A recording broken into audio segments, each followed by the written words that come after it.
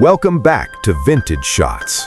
Today, we invite you to step into a time machine and travel back to the misty, cobblestone streets of Victorian London. We are about to explore a series of rare historical photos taken between 1873 and 1877. These images are not merely snapshots, they are part of the iconic book Street Life in London, a pioneering masterpiece of social documentary photography.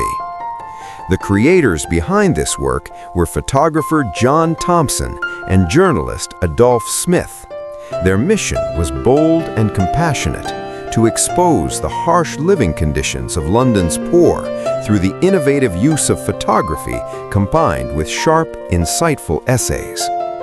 Let's talk about the man behind the lens. Born in Scotland in 1837, John Thompson was a true adventurer. He belonged to a generation where arduous journeys in extremely difficult conditions never dampened his enthusiasm. Before turning his eyes to London, for 10 years, from 1862 to 1972, Thompson explored and photographed distant lands like China, Cambodia, and the Straits of Malacca. He published celebrated works documenting these travels. However, upon returning to Britain, he shifted his focus to his own capital city. His work, Street Life in London, 1877, is often regarded as the first instance of using photography as a tool to record social life. Later in his career, he would become a photographer for Queen Victoria, but his heart remained with the stories of the streets. By the mid-20th century, public perception of the poor began to shift. Previously, the poor were viewed as people with moral defects, but through works like this, they began to be seen as subjects worthy of study and help. While Henry Mayhew's monumental work, London Labour and the London Poor, used woodcuts based on photos, Thompson's work had a distinct advantage: reality. His photos showed characters not as artistic interpretations, but as they really appeared, captured within their actual habitat. The book is famous for these street photos, but the accompanying text by Adolphe Smith is equally vital. Smith, a journalist and future labor activist, wrote short essays based on direct interviews. He spoke to men and women struggling on the margins of society: flower sellers, chimney sweeps, shoeblacks, musicians, and even petty criminals. One cannot fail to notice the deep empathy that both Smith and Thompson felt for their subjects. These people faced constant deprivation and hunger. While the vintage costumes and settings may look picturesque to our modern eyes, the reality was that Thompson's subjects were trapped in a cycle of poverty that seemed impossible to break. According to The Photo Book, A History, by Martin Parr and Jerry Badger, this work is a structural combination of street portraits and interviews. Therefore, it is the direct precursor to the photojournalism stories that would later dominate magazines. It stands as a pioneering work of social documentation in both image and text, one of the most influential photo books in history.